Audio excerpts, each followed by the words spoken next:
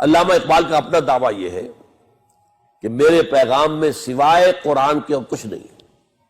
علامہ اقبال کی ایک شاعری ہے 1894 سے 1904 تک، یہ ہے جیسے اردو کی عام شاعری ہوتی ہے، یہ جو ہجر و وصال کے معاملے اور عشق کے معاملے اور یہ گل و بلبل کی داستانیں، وہ داستانیں علامہ اقبال کی اس دور کی شاعری وہی ہے۔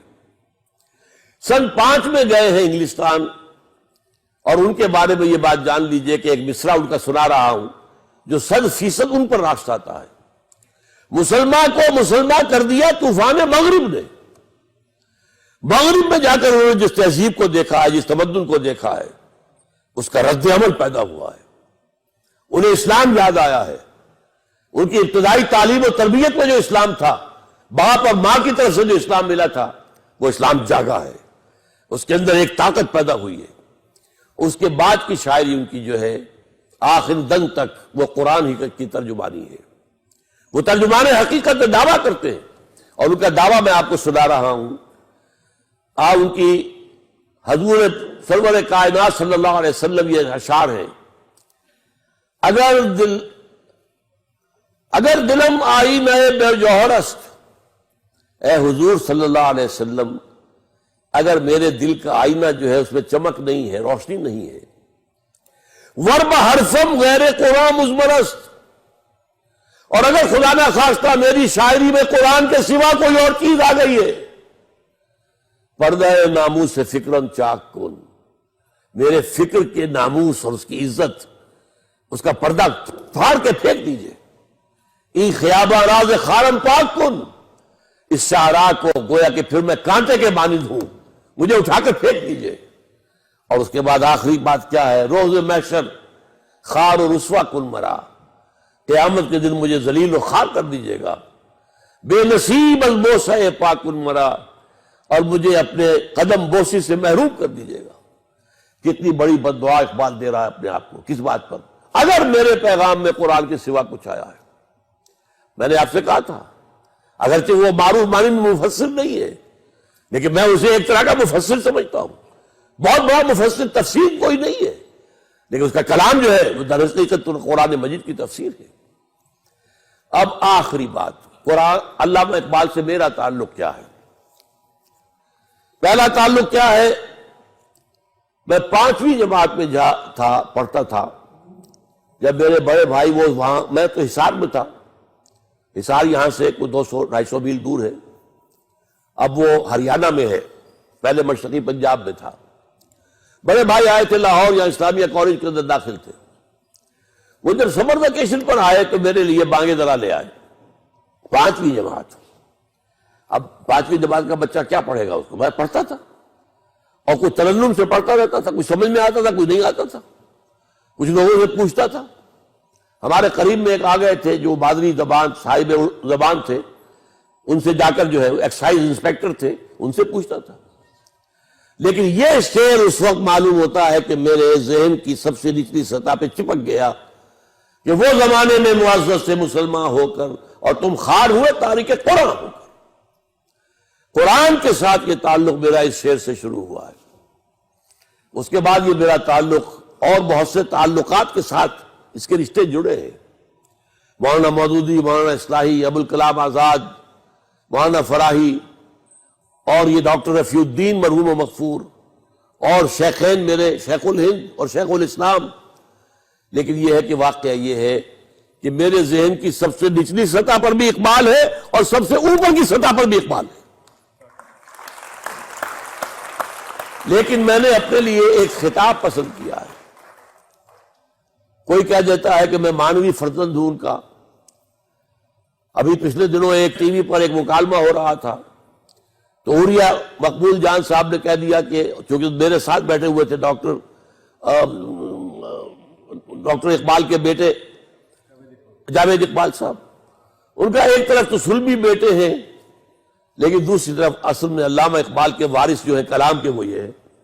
تو مجھے اچھا نہیں لگا کہ ان کی موجودگی میں یہ بات کہتے ہیں۔ میں نے اپنے لیے جو القاب چنا ہے وہ کیا ہے؟ یکے از رگ ہائے ساز اقبال، اس کی وضاحت کر دوں۔ اقبال کی ایک بڑی عظیم نظم ہے، میں نہیں چاہتا کہ اس کے اور اشعار آپ کو سناؤں. آخری شعر کیا ہے؟ چنگ را گیرید از دستم کہ کار از دست رفت. یہ میرے ہاتھ سے ساز لے لو کہ ہاتھ کا کام تو ہو چکا. نغمہ ام خون گشت، اب جیسے جسم میں خون دوڑتا ہے، میرا نغمہ ان رگوں کے اندر، ان تاروں میں گشت کرے گا اور ان میں سے نکلے گا اور نکلتا رہے گا. تو میں نے کہا میں بھی علامہ اقبال کے رگ ہائے ساز میں سے ایک رگ دوں، بس اس سے زیادہ میرا مقام نہیں. البتہ دو کام میں نے وہ کیے ہیں اللہ کے فضل و کرم سے، اللہ کے فضل و کرم سے. وہ نسبت میں سمجھتا ہوں اقبال کے ساتھ میری بہت قوی ہے. علامہ اقبال کا ایک خواب تھا جس کے تحت ایک ادارہ وجود میں آیا تھا، دارالاسلام. حضرت علامہ کے ایک مرید تھے، بڑے زمیندار تھے، چودھری نیاز علی خان، ضلع گرداسپور کے. وہ نہر میں تھے، ایکسین وغیرہ، ریٹائر ہوئے تو پیسہ کافی تھا ان کے پاس، زمیندار بھی بڑے تھے. علامہ کے پاس حاضر ہوئے کہ میرے پاس پیسہ بھی ہے، زمین بھی ہے، میں کوئی دین کا کام کرنا چاہتا ہوں، بتائیے کیا کروں. فرمایا ایک ادارہ بناؤ دیہات میں، کھلی فضا میں، اور وہاں پر گریجویٹس جو ہیں، یونیورسٹی سے گریجویٹس ہو چکے، انہیں قرآن پڑھاؤ اور انگریزی میں پڑھاؤ اور ان کو مطمئن کرو قرآن پر. یہ کام ہے کرنے کا. انہوں نے کیا کیا، ایک وقف بنایا، اب بھی وقف موجود ہے. جوہر آباد، یہ جوہر آباد جو ہے اس کے اندر وہ وقف موجود ہے، اب بھی موجود ہے. وقف بنا دیا، عمارتیں بن گئی. ایک خط لکھا مصطفیٰ مراغی جو الازہر کے ریکٹر تھے اس وقت، وائس چانسلر، کہ ہمیں ایک ایسا عالم دین دیجئے جو انگریزی میں گریجویٹس کو قرآن پڑھا سکے اور قرآن پر مطمئن کر سکے. انہوں نے کہا ہمارے پاس ایسا کوئی آدمی نہیں ہے. وہ اسکیم دھری رہ گئی. اگرچہ ایک مفید کام ہوا وہاں بعد میں مولانا مودودی حیدرآباد دکن سے ہجرت کر کے علامہ اقبال کے کہنے پر آئے ہیں تو ان کا مرکز وہاں رہا ہے، وہ جماعت اسلامی وہیں بنی ہے. لیکن وہ جو ادارہ تھا کہ گریجویٹس کو رکھ کر عربی اور قرآن پڑھایا جائے اور قرآن پر مطمئن کیا جائے، وہ کام نہیں ہو سکا. الحمدللہ ثم الحمدللہ میرے ہاتھوں اللہ نے انجمن خدام القرآن قائم کرائی، اس کے تحت قرآن اکیڈمی قائم کرائی، اور اب تو کئی جگہ پر ہے. لاہور میں ہے، ملتان میں ہے، کراچی میں ہے، فیصل آباد میں ہے، جنگ میں ہے.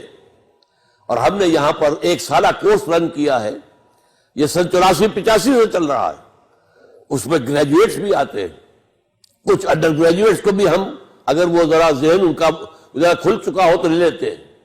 ایم اے آتے ہیں، MBBS آتے ہیں، انجینئر آتے ہیں، PhDs آتے ہیں، آ کر قرآن پڑھتے ہیں اور الحمدللہ مطمئن ہو کر جاتے ہیں. تو اقبال کا وہ خواب اللہ نے میرے ذریعے سے، یہ اللہ کا بڑا فضل ہے مجھ پر، اور میں اس لیے اس کو آپ بتا رہا ہوں آپ کے کس قدر قریب ہے، واکنگ ڈسٹنس پر ہے. یہ قرآن اکیڈمی ہے، یہاں ہمارے تمام جو ہے میری کتابیں موجود ہیں، وہاں سے آپ مستعار لے سکتے ہیں، اس کی لائبریری سے استفادہ کر سکتے ہیں. وہاں سے آپ یہ ہے کہ اگر میرے کیسز وغیرہ لینا چاہے لے سکتے ہیں. اگر وہاں پہ آپ ذرا امانت رکھوا دیں، کیسٹ واپس کریں، ویڈیو کیسٹ، آڈیو کیسٹ، اور واپس دیجیے، روپے پیسے نہیں چاہیے. اس سے استفادہ کیجئے. میں نے اس لیے چاہا ہے کہ میں اس ادارے سے آپ کو متعارف کرا دوں. یہ ادارہ وہ ہے جس کا خواب اقبال نے دیکھا تھا، ادارہ دارالاسلام کے ذریعے سے. وہ اللہ کے فضل و کرم سے قرآن اکیڈمیز کی شکل میں پاکستان میں متعدد مقامات پر ہے. اور دوسری بات دیکھیے، علامہ اقبال نے مسلم لیگ کے لیے قائد اعظم کو تجویز کیا، قائد اعظم کو لیڈر بنایا، ان کے ساتھ عام کارکن کی حیثیت سے کام کیا. یہ ان کا جو ہے رول اپنی جگہ ہے.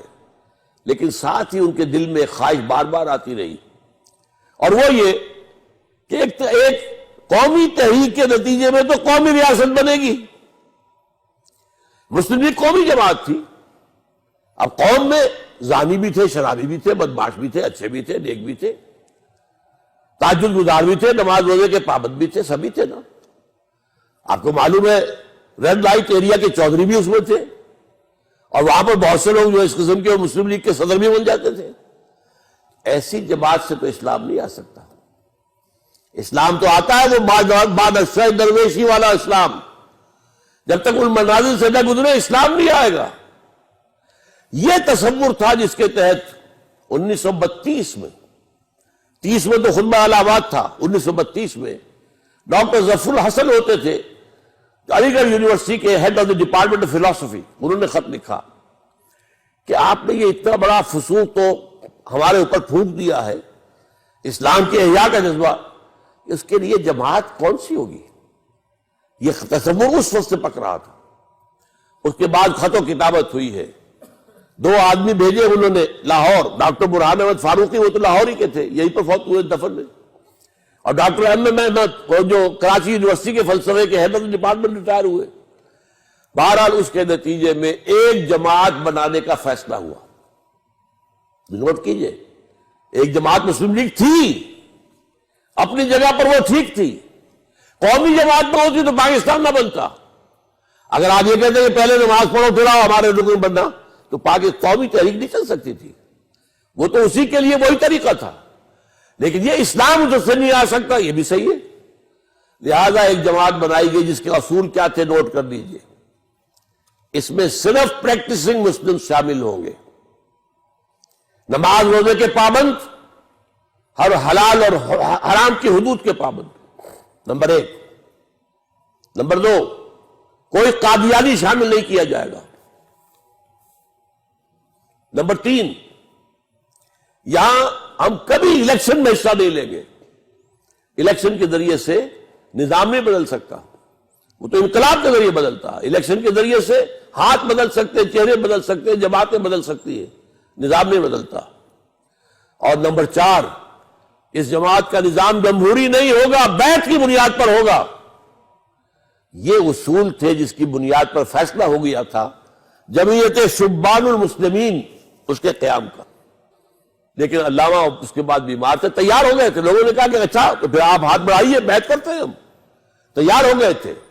لیکن اس کے بعد کیا ہوا ہے، کس وجہ سے وہ چیز میل منڈے نہیں چڑھ سکی، اس کی تحقیق میں نے کوشش کی ہے، کوئی رائے بھی ہے لیکن میں بیان نہیں کر سکتا اس وقت۔ لیکن یہ میں اس وقت کہہ رہا ہوں، میرے علم میں یہ بات نہیں تھی۔ البتہ میں نے جو تنظیم قائم کی وہ اسی بنیاد پر ہے، دین پر کاربند لوگ وہ شامل ہوگی تنظیم اسلامی کے اندر۔ نمبر 2، یہاں پر کوئی بھی بدکار آدمی اس کو نہیں لیا جائے گا، یہاں کا نظام جمہوری نہیں، بیعت کی بنیاد پر ہوگا، ہم الیکشن میں کبھی حصہ نہیں لیں گے۔ وہی اس میں حیران رہ گیا جب ڈاکٹر برہان احمد فاروقی کی کتاب شائع ہوئی، اس میں یہ ساری باتیں مجھے ملی، میں حیران رہ گیا۔ وہ تنظیم جو میں بنا چکا ہوں 1975 میں، وہ کہیں جا کر مجھے 1990 میں وہ کتاب ملی، معلوم ہوا کہ یہ ذہن تو اقبال کا تھا، گویا کہ یہ چیز بھی ایک باطنی نسبت کی حیثیت سے مجھے اقبال سے حاصل ہوئی ہے۔ بہرحال اس پر بھی میں اللہ تعالیٰ کا شکر ادا کرتا ہوں کہ تنظیم اسلامی کے نام سے ایک انقلابی جماعت بننے کی کوشش کر رہے ہیں، اور یہ ابھی اس مکی دور میں ہے، ابھی تیاری کے دور میں ہے، ابھی تعداد بھی ہماری کم ہے، زیادہ نہیں ہے، لیکن اللہ کا فضل ہے کہ میری زندگی انہی 2 کاموں میں، یہ اس کا حاصل ہے، یہ اس کے ثمر ہیں، یہ درخت کے پھل ہیں۔